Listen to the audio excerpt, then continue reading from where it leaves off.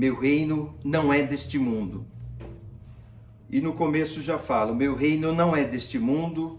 Se o meu reino fosse deste mundo, certo que os meus ministros haviam de pelejar para que eu não fosse entregue aos judeus. Mas por agora o meu reino não é daqui. Então isso, no início do capítulo, tem a ver com a vida futura, tá? Eu vou estar falando de dogmas e de paradigmas. Tem um assunto ao mesmo tempo que para quem estuda muito catecismo é simples, mas é complexo de estar passando porque dá margem a mais de uma interpretação. Então eu vou me esforçar aqui para passar o melhor possível, né? Que é importante, assunto importante, está logo no início do Evangelho segundo o Espiritismo e tem a ver com algum conflito entre o entendimento cristão da Igreja Católica com o entendimento do Espiritismo, que a tendência com a ciência é de ter uma convergência, uma união disso, tá? Então, por essas palavras que está na Bíblia, né, Jesus se refere claramente à vida futura, que ele apresenta em todas as circunstâncias como o fim a que se destina a humanidade e como devendo ser objeto das principais preocupações do homem sobre a terra. Então isso é um dogma, né? Todo espírita aceita como verdade absoluta a vida futura, a vida após a vida. E todas as máximas de Jesus, inclusive, se referem a esse grande princípio, e os preceitos morais também dele, né? Não teria nenhuma razão de ser se não houvesse uma vida futura. Seria até injusto, né? Pela justiça de Deus, é injusto uma pessoa que faz só bondade e estuda a vida inteira e morre, como aconteceu com um colega de faculdade meu da engenharia, rapaz maravilhoso, terminou de se formar, teve um problema e morreu. Quer dizer, ele não chegou a atuar na profissão, não chegou a viver, né? Viveu até 23 anos. E por isso que os que não creem na vida futura, pensando que ele apenas falava da vida presente, não os compreende e acha infantil, acha pueril, né? Então o dogma pode ser considerado como ponto central do ensinamento do Cristo. Eis porque está colocado entre os primeiros no início do Evangelho, pois deve ser a meta de todos os homens.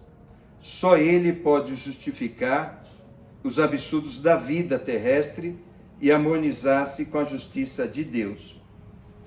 E Jesus, conformando, né, dando conformidade ao ensino, aos estados dos homens da época, os judeus, evitou de lhes dar o esclarecimento completo, que ia deslumbrá-lo em vez de iluminar. Quer dizer,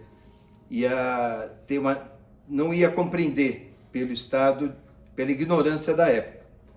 Como a gente hoje em dia também tem dificuldade de entender mecânica quântica, metaverso, inteligência artificial, fazendo um paralelo, né, com coisas mais complicadas. Então, ele se limitou a colocar, de certo modo, a vida futura como um princípio, uma lei da natureza, a qual ninguém pode escapar. Então, como eu falei no início, todo cristão crê forçosamente na vida futura. Mas a ideia que muitos fazem dela é incompleta, é vaga, né? Porque confunde com... tem a vida futura no paraíso, mas não tem a reencarnação. Então é incompleta. E por isso mesmo falsa também em muitos pontos, tem conflitos. Para grande número é apenas uma crença, sem nenhuma certeza decisiva, e daí as dúvidas e até mesmo a incredulidade. Daí o Espiritismo vem completar, nesse ponto, o ensinamento do Cristo, né? E também a questão de bom senso, para compreender a verdade, né? Com o Espiritismo, a vida futura não é mais um simples artigo de fé, ou simples hipótese. É uma realidade material provada pelos fatos, né? E a ciência, cada vez que a ciência avança, mais comprova e ajuda o espiritismo nisto, né? Tem o outro tópico, que é a realeza de Jesus. Então, o reino de Jesus, como fala no início, não é deste mundo. Isso todo mundo compreende. Mas sobre a terra, ele também não terá uma realeza, né? Então, a realeza aqui, às vezes, é muito mais forte do que a realeza temporal. Porque a pessoa, o rei dos artistas, dos poetas, dos filósofos, o Pelé, rei do futebol, todos têm um mérito e se eternizam muito mais que os reis que recebem de herança ou às vezes por política, né? Agora a questão do ponto, um outro tópico, é o ponto de vista, né? Eu fiz, para ficar mais didático, eu fiz um esquema que eu não sei se todo mundo enxerga. Então, o ponto de vista, item 5, capítulo 2 do Evangelho segundo o Espiritismo de Kardec. Tem uma comparação do materialismo, que é egoísmo, o egoísmo, o consumo desenfreado, o lixo, contaminação, guerras, inclusive a guerra nuclear, podem e provavelmente vão chegar na extinção da vida na Terra. O foco no material, que acontece, as pessoas querem viver só um momento, porque não vou, a vida só é o presente e não tem o futuro da vida após a vida. Então, há um egoísmo natural com isso. Então, eu tenho dinheiro, vou ter um consumo, vou consumir tudo que eu posso, né? Eu tive uma experiência também, quando eu tinha 22 anos, eu era super feliz no emprego, pagava todas as minhas necessidades, daí tive uma oferta numa indústria concorrente para ganhar mais que o triplo. Daí eu não tinha como recusar, porque meus colegas ficaram sabendo, só que daí estava sobrando dinheiro, mas eu estava extremamente infeliz e não tinha nem como gastar, porque é um cansaço tão grande quando você não faz o que gosta. Então, a lei do trabalho fala, a gente tem que trabalhar por necessidade, por gosto e por dever. Mas tem que, quanto mais dívidas você faz, maior a necessidade do trabalho, sem o gosto, né? Fica só o dever. Então, muita gente se pega nisso e a gente tem que mudar esse paradigma, né? Porque o paradigma é que somos seres espirituais vivenciando uma experiência humana. Então daí entra a lei do retorno, você faz o bem, vai receber o bem, faz o mal, vai receber o mal. O nada não existe, segundo está no Livro dos Espíritos, pergunta 958. Tá? Além disso, eu acrescentaria também a lei de causa e efeito, a lei de ação e reação, a própria lei de Einstein, E igual a mc ao quadrado, fala que a matéria é energia.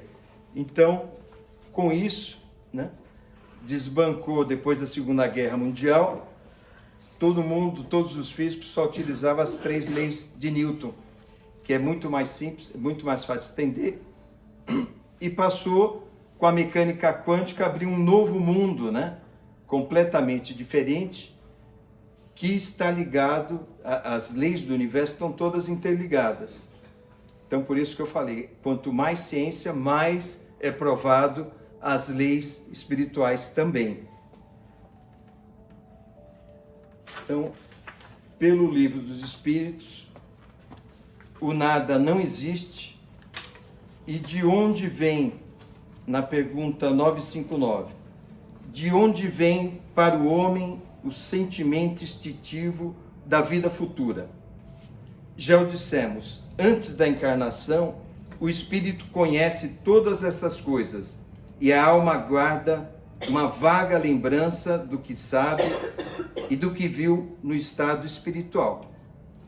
Então, quando a gente se liga a Deus e pede, a gente consegue sintonizar e ter uma ideia de que existe muito mais coisas do que a matéria, do que a gente vivencia aqui.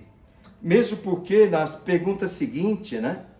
Por que ascéticos, desde que a alma traz para o homem, o nosso espírito encarnado é a alma. Por que ascético, desde que a alma traz para o homem o sentimento das coisas espirituais? Os céticos são em menor número do que supondes. Muitos se fazem de espírito forte durante esta vida por orgulho, mas no momento da morte não se conservam tão fanfarrões. Então, qualquer pessoa que teve experiência de quase morte sabe que eu já tive, né, quase morri afogado, e a gente sente que a vida passar como um filme rápido. Eu senti estava no mar gelado e a água estava esquentando.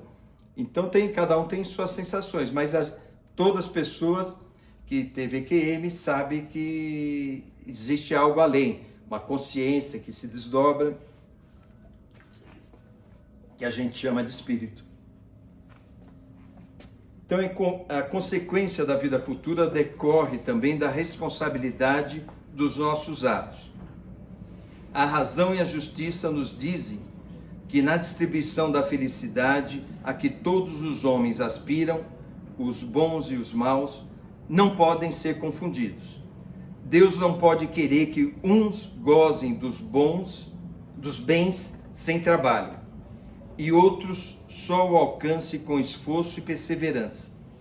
A ideia de que Deus nos dá de sua justiça e de sua bondade pela sabedoria de suas leis, não nos permite crer que o justo e o mal estejam aos seus olhos no mesmo plano, sem duvidar de que não recebam algum dia uma recompensa e outro castigo pelo bem e pelo mal que tiverem feito.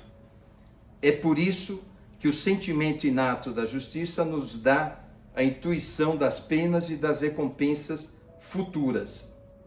Então, o que eu comentei da intuição que todo mundo tem e abafa, mas que sabe que existe algo além da vida, ou mesmo como alguns cientistas já falam, uma consciência que se desdobra, né? Então, o Espiritismo dá uma amplitude maior ao pensamento, né? E abre novos horizontes, em vez da visão estreita e mesquinha que o concentra na vida presente.